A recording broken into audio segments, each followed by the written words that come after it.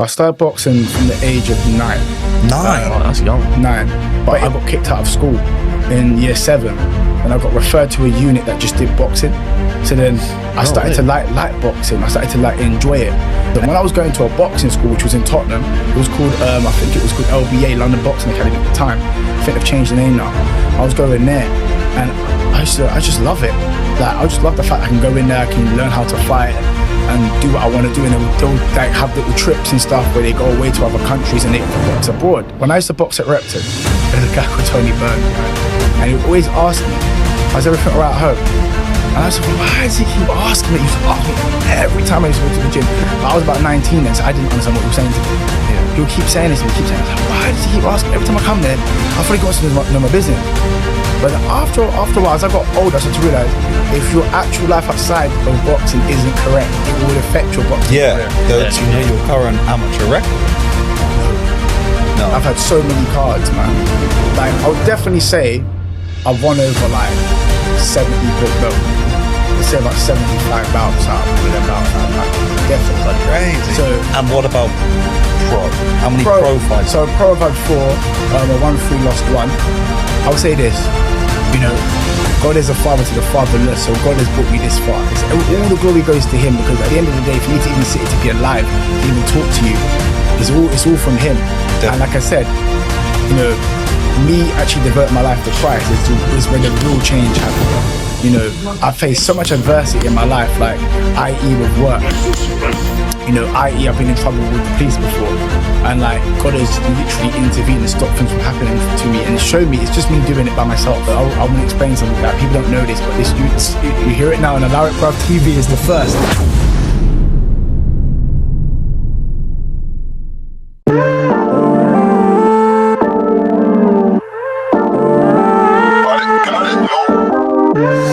Welcome back to the Allow It Bruv podcast. On today's episode, we have Hulio Chavez. I pronounced it right. Yes, she did. Who is a professional boxer. Yes. First of all, I just want to thank my Lord and Savior Jesus Christ for making this possible for me today to be here. And I want to thank you guys for inviting me onto the show. Amen. Come on. We're blessed to have you. Amen. So, I want to speak to you about the right to fight on the 25th of July. It was last Friday. You had a fight with... Saroush Saidi, I believe his name is. And how did you find that fight? Well, if I'm honest, it was easy. You know, the build up to the fight was quite exciting. I mean, it's something you dream of doing as a young fighter. When you're coming up, you wish to be on these big cards. You know, you wonder how you're going to get on these big cards. Is that one of the biggest cards you've been on? It's the biggest card I've ever been on. It's been the biggest. Even just be on a card with a champion is big, but to be on a card with someone that's a Hall of Famer, someone that's fought, you know, Manny Pacquiao, they've fought Floyd Mayweather, they've fought Canelo Alvarez, they've fought Oscar De La Hoya. These are guys you don't even think you're ever going to meet, especially at this type of time of your life. You're thinking, I'm never going to meet these guys. And then you have Roy Jones commentating, and you have Oliver Spencer. So you think, how are you going to make it to these sort of you know, heights in life? But like I said, it's all God that's made it all possible. All I did is pray for these nights, and God allowed it to happen. So I just give all the thanks to Him. But as you said, is the build up to it. It was kind of like, am I really fighting on this card? Am I really? I didn't do anything to fight on it. I just prayed and it happened. But am I really fighting on this card? And then to see Shane Mosley, to be a part of a press conference, to have a media workout, to do all that stuff it's a blessing. You know, it was hard. I won't lie to you. The things you have to go through mentally, it's hard, but it was something I was willing to do. And, you know, it's definitely a blessing. And you got the win. Of course. You got the win. You have to get the win. The win was paramount. It had to happen. On a stage like that, you don't lose. It's not, you don't lose, man. In a stage like that, you're meant, if you take that type of task on that, you take that type of fight on that stage, you don't lose, man. You know, you need to make sure you're 100% in game, in focus. And that's what I was. And, you know, like I said, it's a blessing. And obviously to have you guys there, to have the whole world watching you is, it's amazing. No, I appreciate that. I also wanted to add in as well, because during the build-up, everyone was trying to get interviews with me. And I said to you, I'm not doing any interviews. And he was like, why? Because I said, God told me not to do any interviews. But I said, with the second this fight's over, I'll come down and do an interview with you. So you're the first person that I've done, you guys are the first people I've done interviews with, because I said I would do it. And God's allowed me to do this one with you guys today. So I'm appreciate it. Oh, we appreciate that. happy. I literally was avoiding everyone on the plane. Literally came over. I came over there because he's looking at me, why'd you keep... Imagine I told Jess how you done it. Yeah, I said, Hulio, come over to me. And he's like, yeah, come chat to me a bit. I thought he was going to chill me. I was like, what's wrong? He's like, yeah, I don't want to do no interviews, but when the time is right, we'll do it with you first. And Yeah, do it, I was yeah. like, We were patient. We was waiting for you anyway. And appreciate you came dressed dapper today as well. Come on, this is Fly, man. this is the Fly. church attire, man. We love it. And We love obviously, you know, if you've got two events there, it was church, first things first, and obviously you guys here. I had to come looking sharp, man. I appreciate that, man. But Appreciate it. Hulio, I want to run it back Go for it. from where you started. What age did you actually start boxing? Well, I started boxing from the age of 9. 9. Oh, that's young. Man. 9. But it wasn't a serious thing. It was more like just watching Rocky videos, Yeah. you know, Shadow boxing in your the own. boxing, went to a few gyms, but never actually took it seriously. What age did you start to take it seriously? So when I took it seriously, probably was around about 11, 12. Oh, not that late after 9, no? Yeah? Not that far after the age of 9. no? Not that far, but I got kicked out of school in year 7. Then I got referred to a unit that just did boxing. So then I No started way. to like boxing. I started to like enjoy it. And then one day my mum used to send me football club, and I used to hate football because I'm rubbish at football, by the way. Like if we play football, I'm in goal. Literally, you don't have to ask to be. I'll be in goal. You'd be a good centre Yeah. back. Yeah. But so I used to go to boxing, and I used to love like just how it was. And when I was going to a boxing school, which was in Tottenham, it was called I think it was called LBA, London Boxing Academy at the time. I think they've changed the name now. I was going there, and I just love it. Like I just love the fact I can go in there, I can learn how to fight and do what I want to do. And they'll like have little trips and stuff where they go away to other countries and they get to box abroad. Oh, So I wow. remember, No way. I think the first one they took me to was Ireland, and they said to me, if you're good at school and you get good grades, like we'll take you. So it will give me something to work towards, like when I was in this boxing school. But obviously it came to a certain age where, you know, I wanted to develop in boxing. I wanted to get, you know, further on in my boxing. I wanted to see other boxers. I wanted to see what it was like out there. And, you know, because obviously when you're from a small community like Tottenham, you probably think that's the only boxing club that there is. At Yeah. the time I thought, you know, it's like, where's all the other boxing clubs? So if you don't know boxing, you don't know what the clubs are. Then obviously the next club I went to, it was Del Youth. I went down to a club called Del Youth down in Notting Hill, where James DeGale and George Groves come from. Yeah. I was there for about maybe 4 years. Then I came up from there because I came from there and ended up going over to Finchley Boxing Club, where Sean Murphy and Gary Foley are there. Yeah. And they furthered my career there as well. We had loads and loads of fights, you know, at Finchley. And then after that, I think my last club that I boxed at was Repton, down in Bethnal Green with Tony Burns, but RIP Tony Burns, he's no longer living. But so yeah, that's where my career was mostly molded. And after that, when I turned pro, I went pro with a guy called Xavier Miller. What age did you turn pro? I think 24? 24. 24, yeah. How many fights did you have I before you have turned 4. pro? Before you turned pro. as an amateur, I'd say roughly over 120, maybe over. What? Oh, I had hey. loads of bouts, man. Allow it, bro.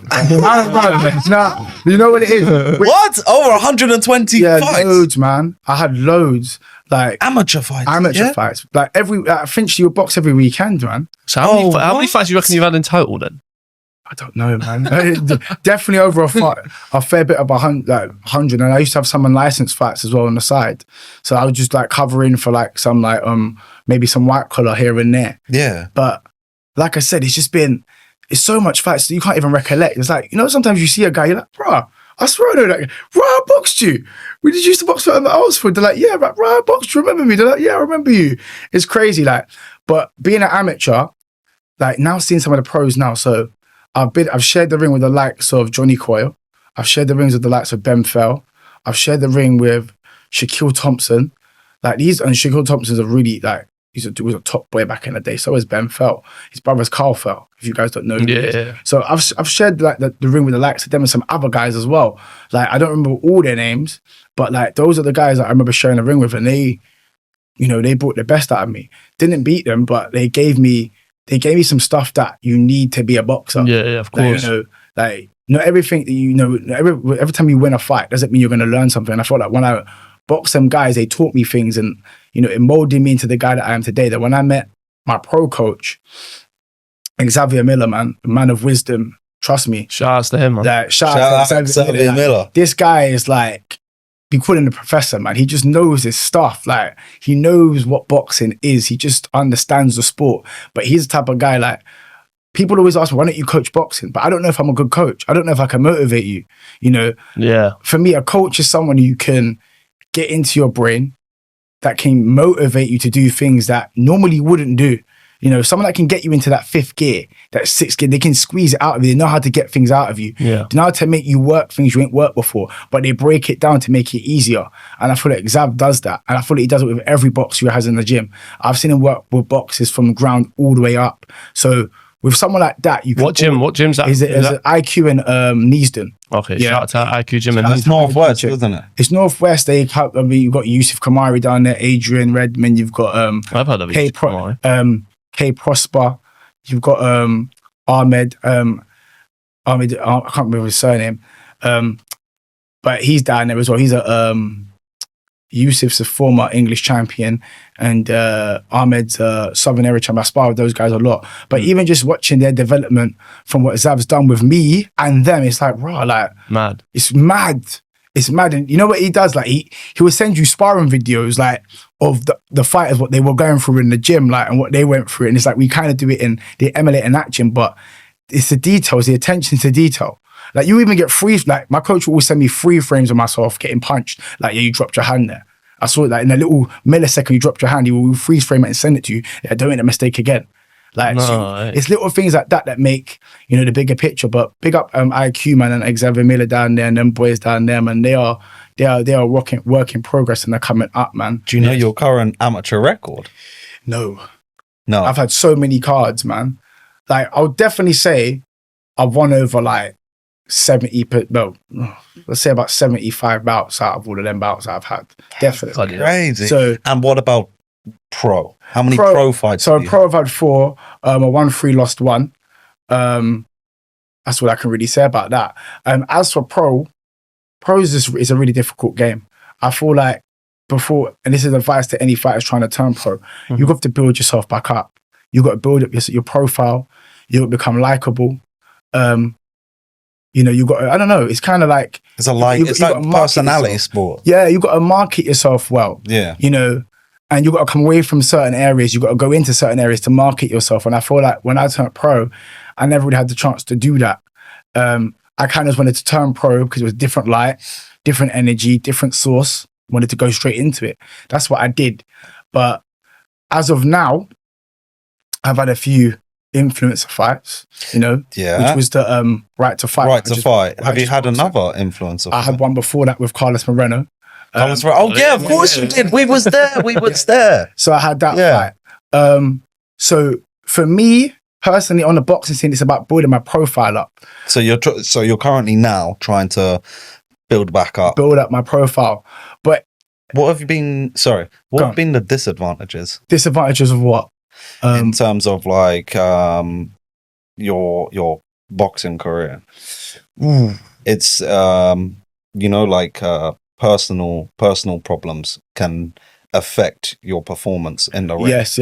All right. Like the outside world can get inside your head when you're trying to focus on something. All right, I'll give you this. Do you find that quite challenging? Yes. All right. When I used to box at Repton, there's a guy called Tony Burns, right?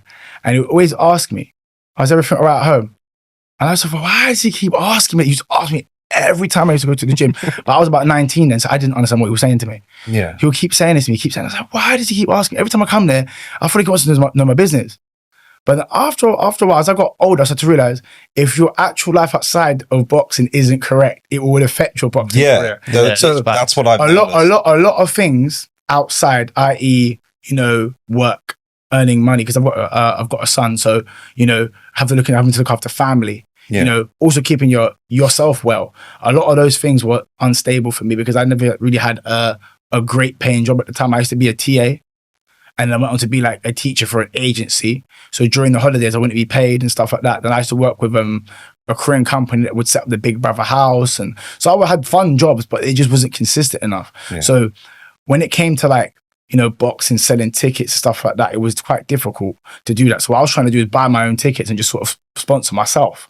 So outside of that, boxing became really, really hard because then you can't give the time you need to give to the gym. You've got to be at work. You've got to be selling tickets. You've got to be selling tickets. You've got to be going to the gym, but you can't even get in the gym because you've got to be outside working all the time. Yeah. So it kind of put me on a back burner for a bit.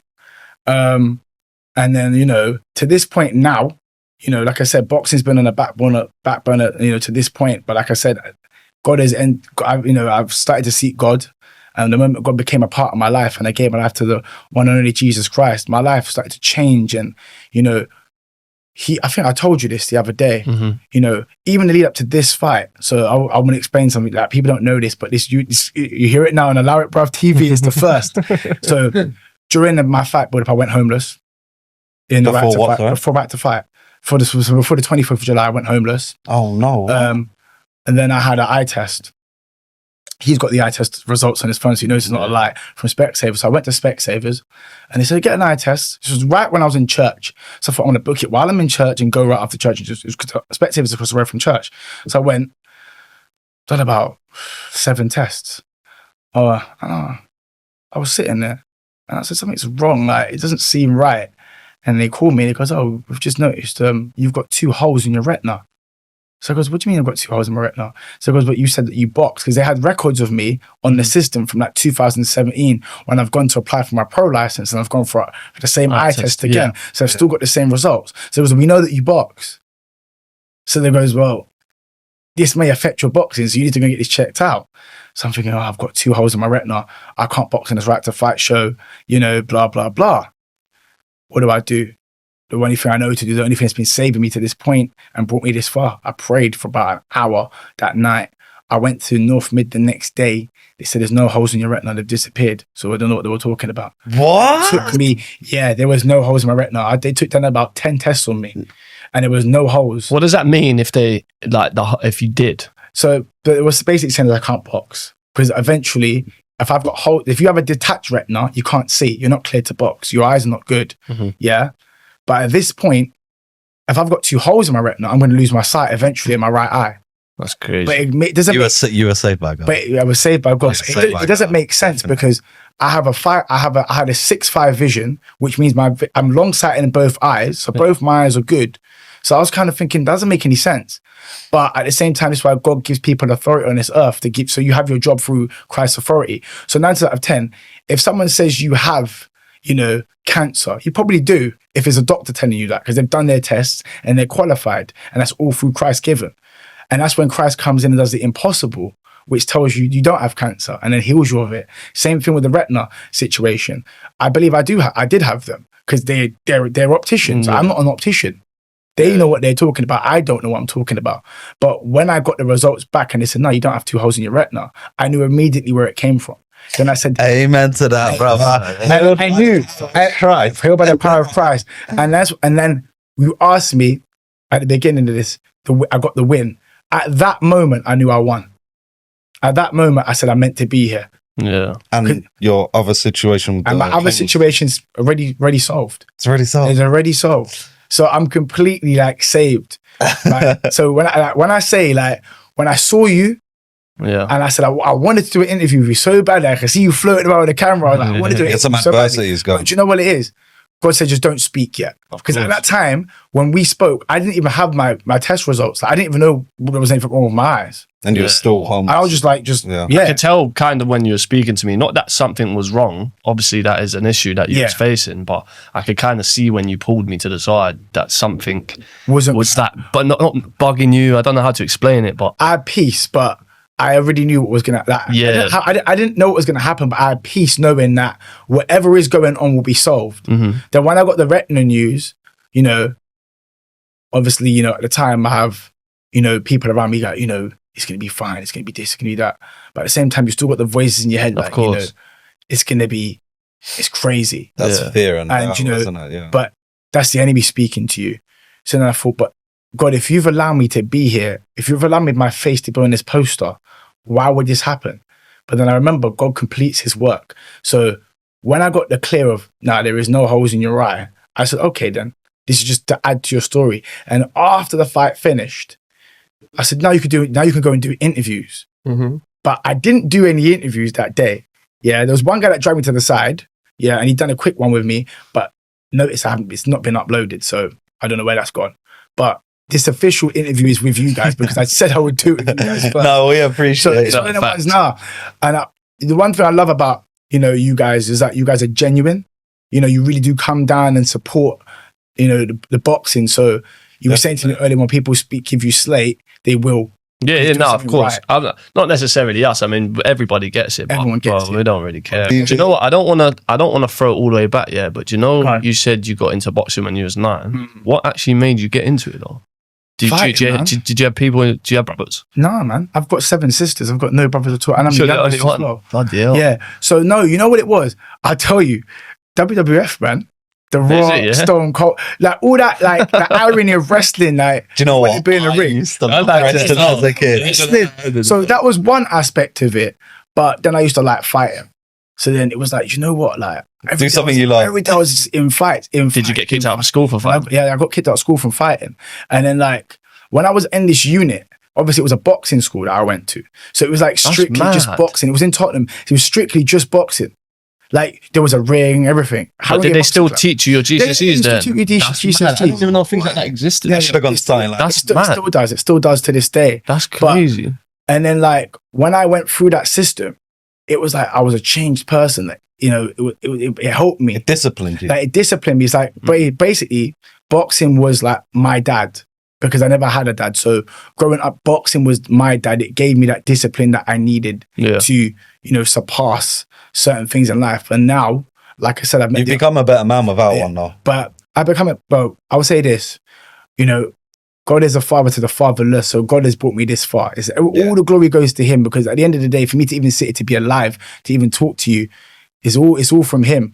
Definitely. And like I said, me actually devoting my life to Christ is where the real change happened.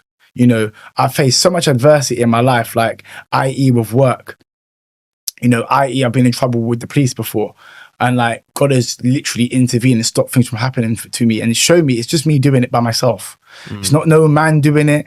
It's not anyone else doing it. So when I got that result of you're healed, I already thought, wow, really, God is really working on my heart. It gives you that great feeling. And to be like, you know what? No one even knows. Obviously, my missus knows the testimony, but no one even knows the testimony. Like, you guys know the testimony. Does that make sense? Like, it's the first show that even has it, because no one even knows that, like, what I've actually had to experience, what I've had to actually go through. Yeah. Do you see what I'm saying to you? So for the fact that it's actually here, and actually I was told to speak about it here. Yeah. I was told by God to speak about it. So it wasn't even meant to be spoken to about. I can tell people, but it's not to be preached outward. This is for here. That's just a great story about it, though, because you can go through such like an adversity struggle, and then you go there on the night of your fight night, you win on a huge card as well. Just before you have the win, you get told your vision's fine. Yeah, but you know what? Also, as well, mentally, it's like even being called to the ring first. It was like, right, I'm first. What's going on? But yeah, I didn't think you should. And I know. But do you know what? The way I look at it, again, a blessing, because I had to look right. At first, I thought, I don't want to be first. Yeah. I think we even spoke. I don't want to be first. I was like, I know, I never want to be first on the show, right? But then again, God's blessing comes into it. I'll tell you why. I was the first person to box on the right to fight. The first person to box. That's the first person to get in the ring, and the first person to win. In history. Yeah. So I literally have that title of winning. The first ever right to fight. Ever right to fight ever was me. So when I think about like, can I get your autograph? Yeah, it's like, you're the first person to signed and sealed, And I remember Jesse being next to me saying, you're going to open the show. I was like, rah. And then it suddenly dawned on me, it's showtime. Let's do it. And, before you guys even ask, no, there wasn't no real nerves going into it. I kind of already knew I was going into it in victory. When the moment I got told I was You don't seem like a nervous guy when you fight, though. Do you know what? Nerves are good. I get worried when I don't have nerves, because then you're too relaxed. I like to have something a bit. In the build up towards a fight, I don't like to think about a fight too much. Yeah. I don't like to think, I'm fighting. Oh gosh, no. But I like to have something. Do you usually feel like that before your fights? Not really. When obviously coming up as an amateur, you would be, oh my God, I'm fighting him. Jesus. He's got tattoos and everything. Oh, you start to think like that. What's he going to be like? But at the same time, because I've had so many fights, it's like a walk in the park. Like, even in the press conference when the guy was giving it all the big, and I was like, oh, whatever. I don't even want to get involved in it. Because it's like, I'm going to start getting hot. I'm going to start screaming at you. You're going to scream at me. We're not fighting. We're not fighting till Friday, man. And everything that needs to be said will be said in the ring, you know. And after that, we had some back and forth on Instagram. He thought he wants to rematch me and stuff like that. So can we see a potential rematch between you and him? No point. No point. Yeah. Well, if he does something amazing, then yeah, why not? If he does something amazing. So where do you want to go now with your boxing career? Yeah. Okay, so yeah, what's next after the what's next for Hulio Chavez? So tell us. My plan has to be aligned with his, which is the Father in heaven. So at first, whatever God wants. But if I do fight again, it'll probably be on another Right to Fight show, which I do want to shout out Right to Fight. We shout out Right to Fight. Shout them out. Because I before I go, I need to say something to Right to Fight anyway. But Right to Fight show, and build my platform. Yeah. Most importantly, my fights are just not for me. They're not for me. They're for you guys as well, but also to glorify His name, because God's done such a work in me. I want people to see that I'm victorious, but not through myself. Mm-hmm. You know, through God that's given me the strength to do so. Because I've come from nothing. You don't just get on. Like, people need to understand. You don't just get on a show like that. It doesn't happen like that. No, it don't. Now, You're right. People don't realize how big of a show that is. To be with Shane to be walking with Shane Moses, to even have a face with him, to even have a conversation with him, to even speak about what was that fight, Canelo, and for him to give her mad, isn't it? For him to even when he was at the press, was it the press? No, open workouts, and he's doing his open work, bro. I had goosebumps, bro. Yeah, I couldn't stop talking about it. And then like to see Roy Jones, I mean the GOAT, man. Mad, how would you have Roy Jones? Like, bro, it's like if you're having a party, and like you're having a boxing party, right? And you invite Roy Jones. It's like, bruv, do you need anyone else to come? Yeah, no, you don't. Like, because the moment people find out Roy Jones is there, they're gonna come. Of course. Right? And you got Shane Mosley himself, 7-time world champion, like proven, man.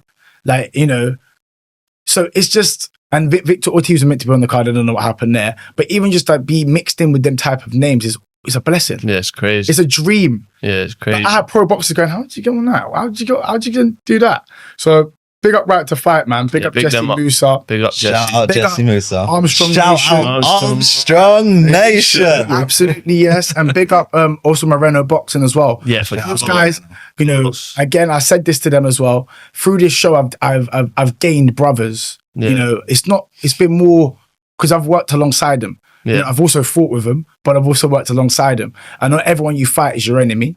And then not everyone you fight, they're against you and you're against them. So, I just wanted to give them a quick shout out, man, because they're picked up guys. A brotherhood. Yeah, man, picked up a brotherhood. They're about it, man. Also, you know, I want to thank my coach, Xavier Mir, for coming down as well as my brother, man. Like, that guy's always got my back, man. I want to shout IQ Boxing Club. They've always got my back, man. They've got some good boxers and good talent coming up there as well. Shout out IQ Boxing. Gonna go down and get some work with them as well. Definitely. Let's run it back. What's happening in the future? But in the future, come on, tell us. More fights, man. I don't know who they've got next for me. It's up to you guys. Who do you guys want to see me fight?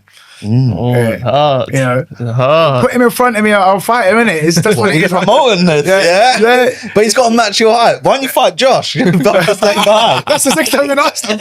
Yeah, he keeps coming up to me like, we'll get Moreno to train him. We fight. Yeah, you want to do it?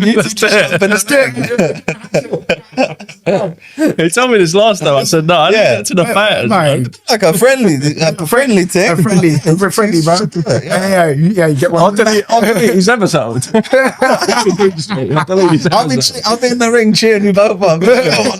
Who's to be doing a Larry Bruv TV? But no, like I want to see you on this next potential Right to Fight card. I'm definitely going to be on it. I'm praying that I'll be on it. I don't see why I wouldn't be on it. You know But I want to see more rounds of you. That was cut short. 3 rounds. You know what? I want to see you with 6, 8. That'd be even better, man. Do you know what it is? I like the longevity of the rounds. I feel like I warm up into a fight. I can see more of a bit of boxing from you. And I want to showcase. Shout out Kalas, but the same with Kalas. I want to see more from him in the rounds, because I think he got a second round. Was it second Yeah, round? I know. knockout? Yeah. I like Callis criminal. I like his confidence, I like the way he fights. He's a good Shout out fighter, man. Callis. Shout out Callis, man. But some of the boxers where when we get them on, and when you actually go see them, sometimes you want to see a bit more. Like if they're sitting there and they're knocking people out, it's just like, oh no, I want to see a bit more. It's the quality of the opponents that they're fighting. But Yeah. So as we need better quality of opponents at the next right to fight. yeah. But I think that's what everybody else wants. I think that's what we're gonna. And I think that's what we're gonna say.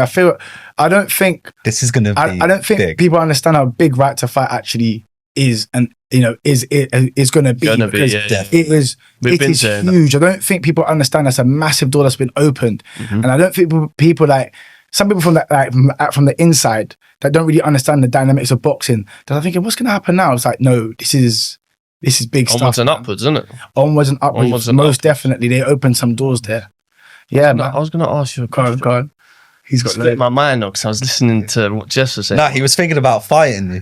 Nah, I wasn't. I was going to ask you a question. Bruv. Go on, carry it. Keep running. Keep running. I had a question. Look, It's a good one. There's a soap here for you as well. Hey, Get yours. Use a Love Natural 25 for 15% discount. It's an all natural bar of soap. Let's get it. Julio didn't actually get his, so he's got his today. my guy. Because I was looking for you at the fight, trying to find and give you one. Or did I give you one? No, he didn't. You've got it now. I've got it now, bruv. This is it. When you use this before your fight, you'll win. And I'm not lying to you, because every fight I gave this bar, every fighter, I gave this bar to won their fight. Yeah. No cap. Literally. No, I never had one. No, I won. He dished You out got- 16 bars that night. Run them all in the comments of the fighters I gave a Yeah. bar. They all won their fight. I Literally. never got one yet. I didn't get one yet. Just shower with it before the fight. Yeah. There you go, it's meant Guaranteed to be. winning. That's It's what I meant was to going be. to ask. I remembered. Go on. Are you going to Moreno's charity event on the 16th? Yes. I'll be there as well. I'll be there, man. But listen, Moreno, I told you, I've gained a brother. So Yeah. I love that, man. yeah, I've gained a brother in him. I like the little community that they have in that gym. Yeah, it's nice. They've got some good boxes down there. There's some good work, and we work together, and that's what it is. It's mad about. because we more or less met Moreno and Hulio from Fighting each other. Yeah. A lot of people don't know that. You know what it People is? don't know about that. Yeah, they don't. But a lot of people think We- boxing you- has to be always violent towards the other person after a fight. Nah, it's not like that. Like you just said, you gained a brother. You gain, we get, Jesse Musa's a brother, Armstrong's a brother. We speak on the phone, and they also, Armstrong's a good fighter as well. Yeah. And a good performance as well. Armstrong's a very good fighter. Shout out So, Armstrong Nation. shout out Armstrong Nation. Absolutely, yes. I know he wants to hear this. He wants to hear it. He wants to hear it. But listen, I know one thing's for sure, though. No one ain't top on his jacket, though, on his shoulder. Nah, no. They ain't on my jacket. One more thing as well. Let the audience know some words of wisdom from yourself. Words of wisdom. Put Christ center of everything, and everything be cool. That's You heard basically it here first, man. You heard it here first. Thank you for tuning in to the Like Bro podcast. Make sure to like, comment, share, and subscribe. Julio, Thank you, appreciate it, my boy. I wish we had And more catch time. these two at a fight soon. What are you trying to do, bro?